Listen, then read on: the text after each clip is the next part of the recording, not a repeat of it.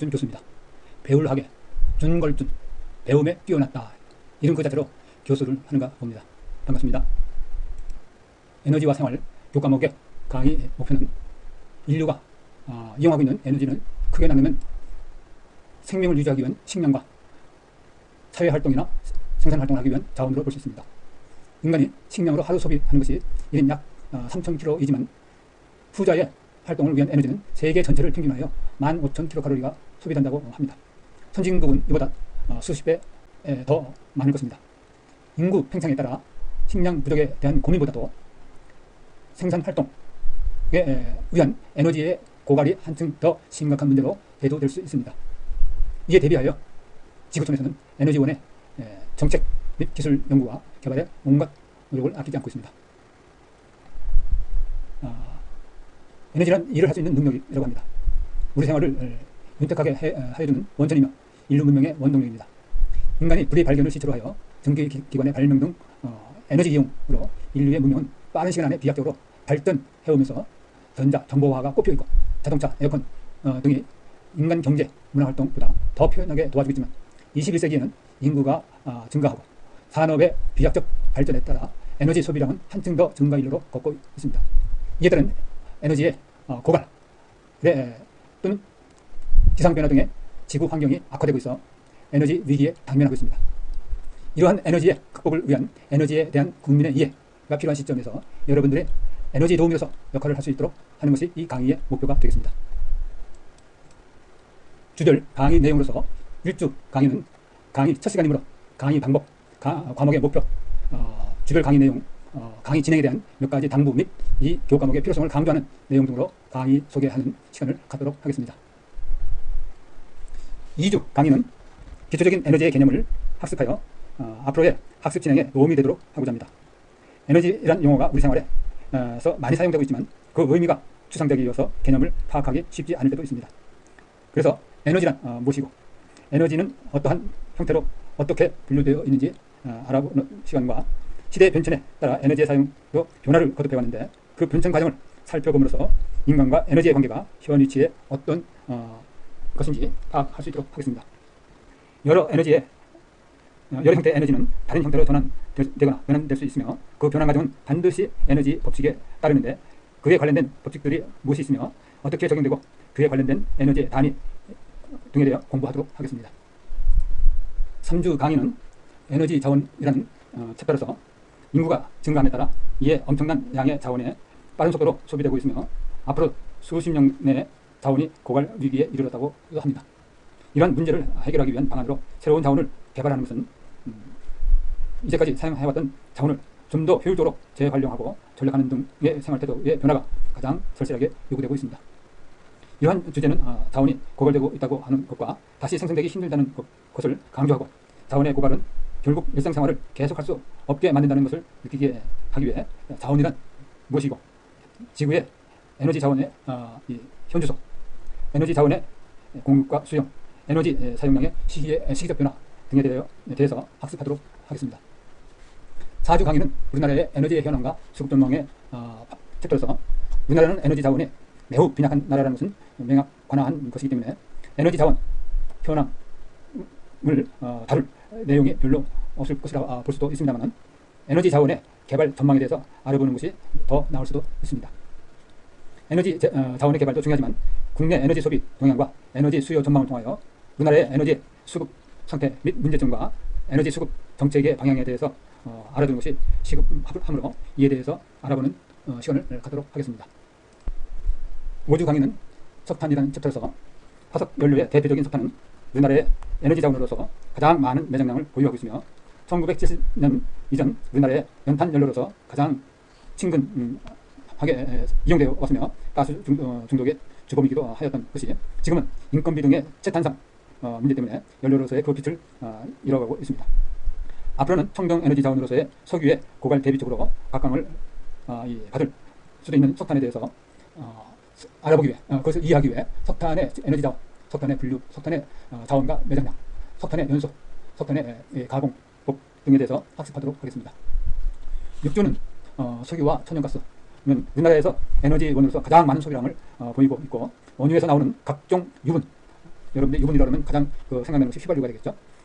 이분들은 우리 생활에 의식주를 해결하는데 가장 밀접하게 다가온 것입니다. 이에 이해를 가지는 시간을 갖도록 하겠습니다. 7주 강의는 원자력 에너지, 원자력 발전에 대한 챕터에서 현 정부의 탈원전의 문제로서 대두되고 있기도 합니다. 현재 원전은 이 우리나라 에너지원으로서 아주 중요하고 많은 기수가 가동되고 있습니다. 이는 전체 발전 설비의 용량 약 27%에 해당되며 발전량으로 보면 한 35 내지 40%까지 됩니다. 이는 70년대 탈석유 전환 정책하에서 원전의 비중을 꾸준히 늘려온 결과이며 실제로 원자력 발전은 오늘날 급증하는 전력 수요에 맞춰 안정적인 전력 공급을 가능하게 하는 주역으로서 국가 발전 산업의 원동력이 되며 발전량의 중요한 에너지원이 되고 있습니다. 앞으로도 에너지와 환경 문제를 동시에 해결해주는 원자력 발전은 즉 에너지원으로서 중요할 것으로 생각되어 이에 대한 이해 관계를 학습하는 시간으로 가지도록 하겠습니다. 8주 강의는 대체에너지 또는 재생에너지라고 합니다만 이 재생에너지 1이라고 하는데 8주와 9주에 걸쳐서 하게 되므로 재생에너지 1, 9주에서는 재생에너지 2로 나눠서 강의하도록 할 것입니다. 에너지 개발과 이용의 역사는 곧 인류 문명의 발달사와 직결되며 화석, 연료 등 에너지 자원이 앞으로 겨우 한 세대가 쓸 만큼 밖에 남지 않았다고 볼 수도 있으므로 화석 연료 사용으로 인한 지구 온난화 문제 등 앞에서 다룬 바 있습니다만 이 에너지의 또 지구 환경의 위기로도 다가오고 있습니다. 우리나라의 에너지 소비는 매년 10%라는 세계 최고의 증가율을 기록하고 있으며 온실가스 배출량 역시 세계에서 상위권에 기록되며 화석 에너지 자원은 수입에만 의존하는 실정입니다. 또한 머지않아 세계기후협약 이행에 참여하지 않을 수도 없는 형편이어서 에너지원의 보존과 환경 문제 차원에서 에너지 전략정신과 함께 대체 에너지의 또는 재생에너지의 개발 필요성은 더욱 그 무게 중심을 더해 갈 것입니다. 그래서 이 주를 포함해서 이 대체 에너지 또는 재생에너지는 무엇이며 이에 대한 각각의 대체 에너지에 대한 기본적인 내용과 원리 그리고 우리나라 실정에 맞는 실정에 대해서 학습하는 시간으로 갖도록 하겠습니다. 참고로 8주에서는 태양에너지, 풍력에너지에 주력해서 강의할 것입니다. KCU 당국에서는 학생들의 부담 또는 과중을 덜어주기 위해 중간 시험을 없앴습니다. 그러나 전 과정을 기말에 함께 보는 것도 또 힘들게 할 것 같아서 시간을 줄여 전반기에 배운 내용을 토대로 짧은 시간을 할애하여 그 배점도 기말보다 좀 작게 하여 퀴즈로 대신하게 되었습니다. 그래서 8주에는 강의와 함께 2주부터 7주까지의 강의 내용과 그에 관련된 시사 내용을 토대로 단답형 및 선다형으로 테스트를 할 것입니다. 9주 강의는 8주에 이어서 재생에너지 나머지를 강의하도록 하겠습니다. 10주 강의는 에너지의 전환과 산업에 관한 내용으로서 에너지의 형태에는 여러 형태가 있는데 그 형태가 서로 전환되고 있습니다. 주변의 여러 가지 현상을 에너지 전환으로 설명할 수 있는데 그 에너지 전환에 대해서 학습하도록 하겠습니다. 9주 강의는 8주에 이어서 남은 재생에너지 부분을 학습하도록 하겠습니다.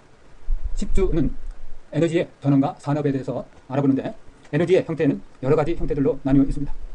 이러한 각 형태의 에너지들이 서로 전환되고 있습니다. 주변의 여러 가지 현상을 에너지 전환으로 설명할 수 있는데 이 에너지의 전환과 에너지의 효율에 대해서 이해하는 시간을 갖도록 하겠습니다. 11주 강의는 에너지와 환경의 관계를 알아보는 시간으로서 지구 환경 문제로 거론되고 있는 지구 온난화, 오존층의 파괴, 산성비의 강화, 야생 생물종의 감소 등은 현 세대뿐만 아니라 미래 세대의 생존을 위협하고 있습니다. 환경 오염이 날로 심각해진 것은 인류 생활의 질적 양적 향상, 산업화, 도시화 등에 따른 소비 성향 증대의 요인이 있으며 이로 인해 생활 우수 등 각종 이 원인이 발생되어 생활 환경의 질이 저하되고 더 나아가서는 인간과 자연이 이들로부터 파괴되고 있기에 21세기를 사는 우리의 가장 큰 문제 중 하나로 다시금 반성하고 생각하는 지혜를 모아야 할 때입니다. 하나뿐인 지구는 현재 인류의 생존의 위협을 느낄 정도로 심각한 상태이며 날로 나빠지는 지구 환경을 보다 나은 환경으로 유지 보존하기 위한 노력이 더욱 필요하여 이를 학생들이 생각하고 실천하기 위해서는 우선적으로 환경 오염 요인에 미치는 영향들에 대해서 알아보는 시간을 갖도록 하겠습니다. 12주 강의는 에너지와 사회에 관련된 내용을 학습하겠는데 에너지 시스템의 전환은 시대적으로 변하고 있습니다. 60년대 농경사회에서 산업사회, 70년대에 두 번에 걸친 석유 위기, 90년대 중동 전쟁뿐만 아니라 지구 온난화, 오존층 파괴 등의 지구 환경 위기를 통해 우리는 생활과 우리 사회의 사회 경제 구조와 생태계를 유지시키는 데 있어서 에너지가 매우 중요한 자리매김을 하고 있음을 알 수 있었습니다. 에너지에 대한 인식의 점점 증가함에 따라서 19세기 석탄과 21세기 석유와 같은 새로운 에너지원의 개발과 산업혁명과 같은 우리 사회의 근본적인 변화 간의 관계를 검토해야 할 때며, 또한 석유와 천연가스 보유고의 고갈, 불가피한 결과로 나타나는 새로운 에너지의 기술 변천이 사회 구조의 근본적인 대조를 가져올 것입니다. 이러한 이 것에 대해 대비를 하는 것이 우리의 당면 과제가 아닌가 싶습니다. 개인, 가정 및 기업은 개별적으로 에너지를 전략하고 효율적으로 사용하려는 노력이 필요하고, 국가적으로는 여러 정책을 통해 산업 구조를 이 에너지 전략형으로 전환하려는 노력을 해야 할 것입니다. 이러한 올바른 에너지의 이용 등은 우리 미래 사회의 창조에 가장 중요한 역할을 할 것입니다. 그래서 에너지 문제에 대한 국민들의 인식이 널리 확산되지 않으면 가까운 장래에 심각한 에너지 위기에 또다시 이를 수 있을 것입니다. 이러한 문제를 조금이나마 해결하는데 교육의 중요성이 필요하고, 에너지 문제가 과학기술적으로만 해결할 수 있는 것이 아니므로 더욱 사회적인 이해가 필요한 것입니다. 에너지들과 사회적, 경제적 문제와 관련지어서 강의하고, 에너지 문제는 개개인의 태도에 달려있기 때문에 개개인의 가치관, 태도와 형태를 중심으로 한 강의를 하도록 하겠습니다. 13주 강의는 강의 내용으로서는 마지막 강의가 될 것입니다. 에너지와 그 전략에 대해서 학습하는 시간이 되겠는데, 우리 생활에 가장 유용한 에너지가 환경을 파괴할 수도 있는 것이 매우 안타까운 일이긴 합니다만, 좋은 에너지를 새로 만드는 것이 어려운 만큼 에너지 소비를 줄이기 위한 노력, 올바른 에너지 사용을 통해서 우리 미래 사회의 창조에 중요한 역할이 되도록 하여야 할 것이며, 환경도 보호하고 전력도 할 수 있는 방법에 대해서 알아보는 시간을 갖도록 하겠습니다. 14주와 15주는 강의 에너지에 대한 이해를 돕기 위한 미래 에너지라는 그 테마를 가지고 에너지 미래 1부로서 재생에너지, 에너지 미래 2부로서 새로운 에너지 자원에 대해서 동영상을 시청하시겠습니다. 역시 마찬가지로 15주에서도 에너지 미래 3부, 에너지 하베스팅에 대해서 공부하고, 15주에 최종 테스트하는 기말시험을 8주와 13주의 강의 내용과 관련된 시사 내용에 대해서 퀴즈 때와 같은 유형으로 시험을 볼 것입니다. 학생들이 제일 관심사인 성적에 관한 것입니다. 배점은 출석 20%, 퀴즈 20%, 기말고사 40%, 과제물 20%인데 출석은 15주에 걸쳐서 하기 때문에 20점 만점에서 15주로 나누면 1주당 출석 점수가 될 것입니다. 퀴즈는 8주에 실시하며 2주, 7주 사이에 강의 내용과 시사 내용에 대해서 단답형 및 선다형으로 8주에 실시하게 됩니다. 기말고사는 방금 말씀드린 것과 같이 40%에 해당하는 것으로서 테스트를 하게 됩니다. 과제물은 20%로서 1회 또는 상황에 따라서 2회 부여하게 될 것입니다. 2회를 부여할 경우에는 전반기에 1회, 후반기에 2회가 될 것이며, 1회가 될 때는 전반기에 아예 한 가지만 부여할 것입니다. 과제 제출은 정해진 1차 마감날까지 제출하여야 유효하고, 구제하기 위한 2차 마감까지 제출하는 것은 대폭 50% 감점이 될 것입니다. 과제 파일의 형태는 반드시 과제 번호 1회일 때는 01, 2회까지 할 때는 01과 02 뭐 이런 식으로 나눠서 하게 되고, 대시 여러분들의 아이디, 대시 여러분들의 이름을 반드시 과제 파일 형태로서 제출해 주시기 바라겠습니다. 이렇게 하지 않았을 경우에는 역시 감점이 될 것입니다. 과제는 베낄 경우 무효화 처리하고 해당 학생에게 통보한다고 했는데, 과제 베끼는 것은 일정하게 알아보는 방법이 있습니다. 이를 여러분들이 잘 이해하시고 이 과제 작성을 하시기 바라겠습니다.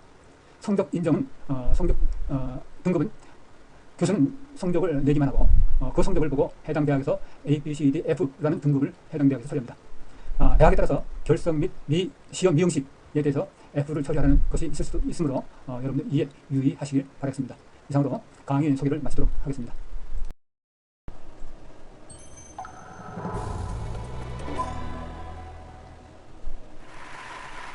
America's public energy conversation boils down to this question. Would you rather die of A, oil wars, or B, climate change, or C, nuclear holocaust, or D, all of the above? Oh, I missed one. Or E, none of the above. That's the one around where we're going. What if we could make energy do our work without working hard to do it? Could we have fuel without fear? Could we reinvent fire? See, fire made us human, fossil fuels made us modern, but now we need a new fire that makes us safe, secure, healthy, and durable. Let's see how. 4/5 of the world's energy still comes from burning each year 4 cubic miles of the rotted remains of primeval swamp goo. Those fossil fuels have built our civilization, they've created our wealth, they've enriched the lives of billions, but they also have rising costs to our security, economy, health, and environment that are starting to erode, if not outweigh, their benefits. So we need a new fire. And switching from the old fire to the new fire means changing two big stories about oil and electricity, each of which puts 2/5 of the fossil carbon in the air, but they're really quite distinct. Less than 1% of our electricity is made from oil, although almost half is made from coal. Their uses are quite concentrated. 3/4 of our oil fuels transportation, 3/4 of our electricity powers buildings, and the rest of both runs factories. So very efficient vehicles, buildings, and factories save oil and coal, and also natural gas that can displace both of them. But today's energy system is not just inefficient, it is also disconnected, aging, dirty, and insecure. So it needs refurbishment.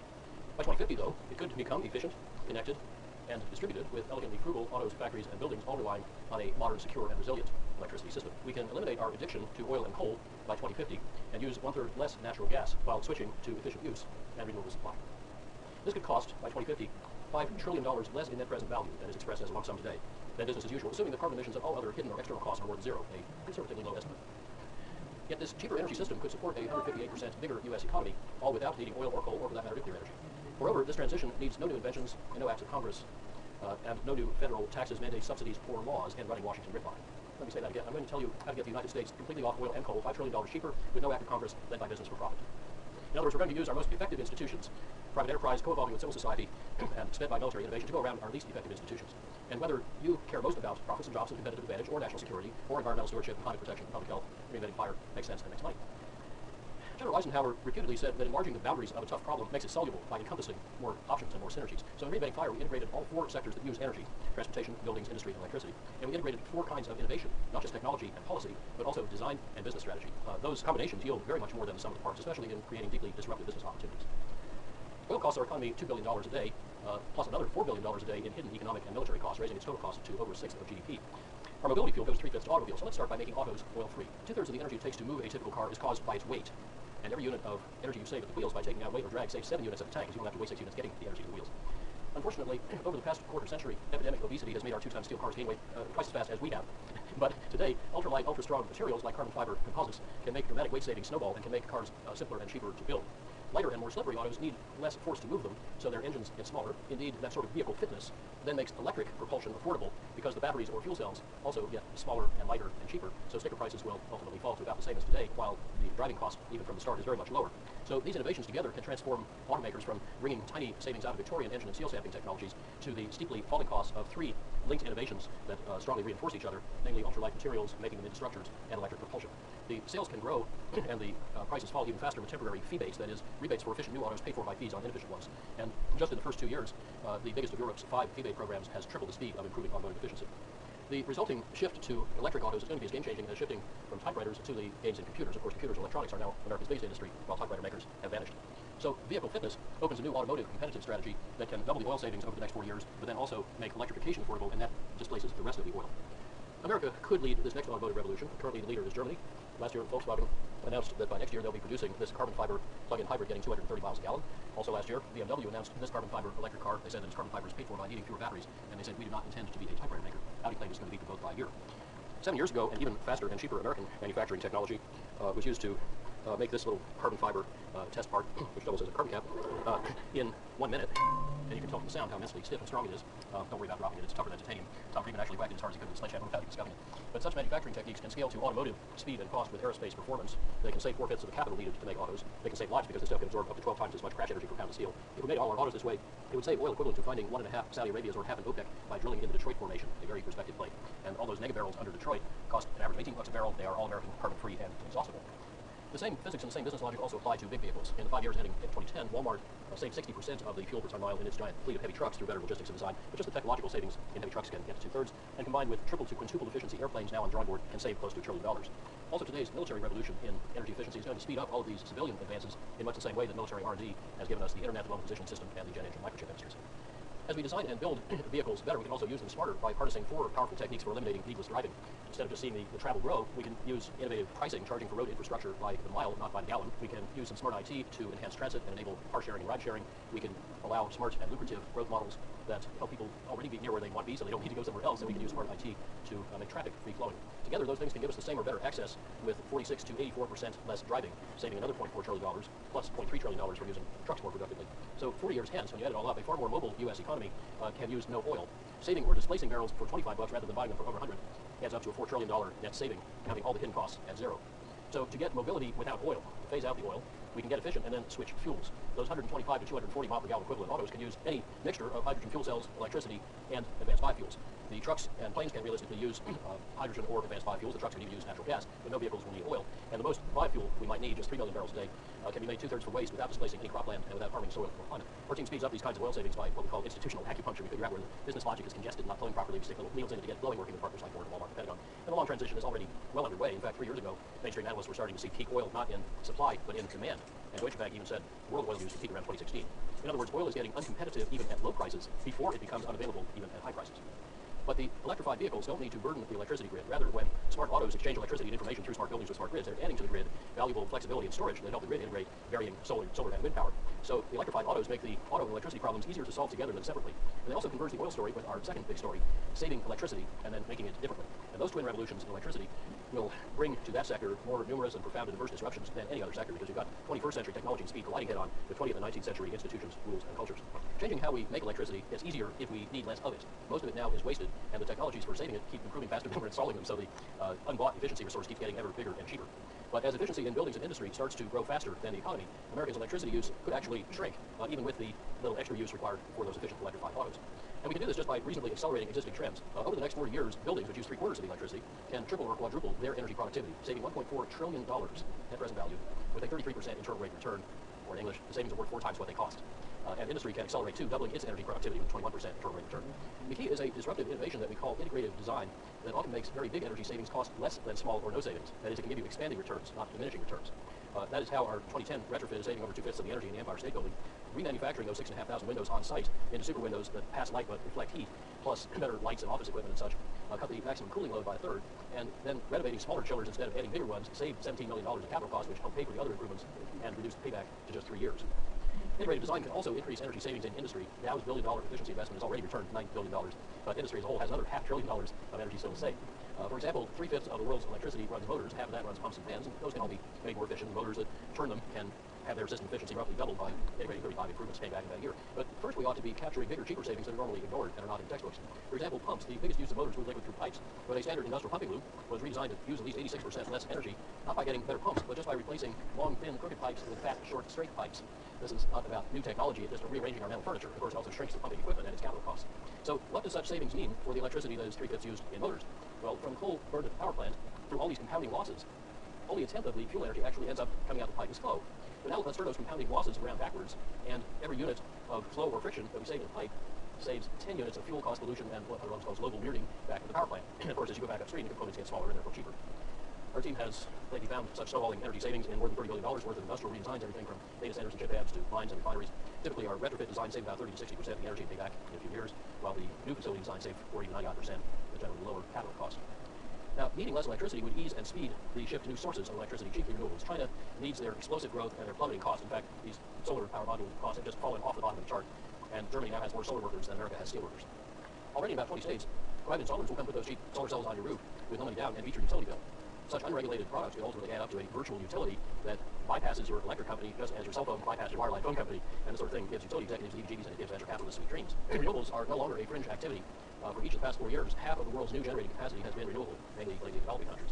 In 2010, renewables, other than big hydro, particularly wind and solar cells, got $151 billion in private investment, and they actually surpassed the total installed capacity of nuclear power in the world by adding 60 billion watts in that 1 year. That happens to be the same amount of solar cell capacity that the world can now make every year, a number that goes up 60 or 70% a year. In contrast, the net additions of nuclear capacity and coal capacity, orders behind those, keep fading because they cost too much and they have too much financial risk. In fact, in this country, no new nuclear power plant has been able to raise any private construction capital despite 7 years of 100+% subsidies. So how else could we replace the coal-fired power plants? Well, efficiency in gas can displace them all at below just their operating cost, and combined with renewables can displace them more than 23 times and less than their replacement cost. Well, we only need to replace them once. We're often told, though, that only coal and nuclear plants can keep the lights on because they're 24/7, whereas wind and solar power are variable and hence supposedly unreliable. Actually, no generator is 24/7. They all break. And when a big plant goes down, we lose 1,000 megawatts in milliseconds, often for weeks or months, often without warning. That is exactly why we designed the grid, to back up failed plants with working plants. And in exactly the same way, the grid can handle wind and solar power's forecastable variations. Hourly simulations show that largely or wholly renewable grids can deliver highly reliable power when they're forecasted, integrated, and diversified by both type and location. And that's true both for continental areas like US and Europe, and for smaller areas embedded within larger grid. That is how, for example, 4 German states in 2010 were 43 to 52% wind power, Portugal was 45% renewable power, Denmark 36, and it's how all of Europe can shift to renewable electricity. In America, our aging, dirty, and insecure power system has to be replaced anyway by 2050. And whatever we replace it with is going to cost about the same, about $6 trillion at present value. Whether we buy more of what we've got, or new nuclear, so-called clean coal, or renewables that are more or less centralized. But those four futures at the same cost differ profoundly in their risks around national security, fuel, water, finance, technology, climate, and health. For example, our over-centralized grid is very vulnerable to cascading and potentially economy-shattering blackouts caused by bad space weather or other natural disasters or terrorist attack. But that blackout risk disappears, and all the other risks are best managed with distributed renewables organized into local microgrids that normally interconnect, but can stand alone at need. That is, they can disconnect rapidly and then reconnect seamlessly. That approach is exactly what the Pentagon is adopting for its own power supply. They think they need to have the rest of us that they're depending on our stuff too. At about the same cost as business as usual, this would maximize national security, customer choice, entrepreneurial opportunity, and innovation. Together, efficient use and diverse, dispersed renewable supply are starting to transform the whole electricity sector. Traditionally, utilities built a lot of giant coal nuclear plants and a bunch of gas plants and maybe a little bit of efficiency renewables. And those utilities were rewarded, as they still are in 34 states, for selling you more electricity. However, especially where regulators are now instead rewarding cutting your bills, the investments are shifting radically toward efficiency, demand response, cogeneration, renewables, and ways to knit them all together reliably with less transmission and little or no bulk electricity storage. So our energy future is not fate but choice, and that choice is very flexible. In 1976, for example, government industry insisted that the amount of energy needed to make $1 GDP could never go down, and I directly suggested it could go down severalfold. Well, that's what's actually happened so far. It's all about half. But with today's much better technologies, more mature delivery channels, and integrated design, we can do far more and even cheaper. So to solve the energy problem, we just needed to enlarge it, and the results may at first seem incredible, but as Marshall McLuhan said, only puny secrets need protection. Big discoveries are protected by public incredulity. Now, combine the electricity and oil revolutions, both driven by modern efficiency, and you get the really big story, reinventing fire, where business enabled and spent by smart policies in mindful markets can lead the United States completely off oil and coal by 2050, saving $5 trillion, growing the economy 2.6-fold, strengthening our national security. Oh, and by the way, by getting rid of the oil and coal, reducing fossil carbon emissions by 82 to 86%. Now, if you like any of those outcomes, you can support reinventing fire without needing to like all of them, and without needing to agree about which of them is most important. So focusing on outcomes, not motives, can turn gridlock and conflict into a unifying solution to America's energy challenge. This also turns out to be the best way to cope with global challenges, climate change, nuclear proliferation, energy insecurity, energy poverty, all of which all make us less safe. Now, our team RMI helps smart companies to get unstuck and speed this journey via 6 sectoral initiatives with smart hatching. Of course, there's still a lot of old thinking out there too. Former Bowman, Marie Strong said not all fossils are in fuel. But as Edward Willard used to Sherry Pond reminds us, companies hampered by old thinking won't be a problem, because he said they simply won't be around long term. I've described not just a once-in-a-civilization business opportunity, but one of the most profound transitions in the history of our species. We humans are inventing a new fire, not dug from below, but flowing from above. Not scarce, but bountiful. Not local, but everywhere. Not transient, but permanent. Not costly, but free. And but for a little transitional tail of natural gas and a bit of biofuel grown in ways that sustain and endure, this new fire is flameless. Efficiently used, it really can do our work without working our undoing. Each of you owns a piece of that $5 trillion prize, and our new book, Reinventing Fire, describes how you can capture it. So with the conversation just begun at reinventingfire.com, let me invite you each to engage with us and with each other and everyone around you to help make the world richer,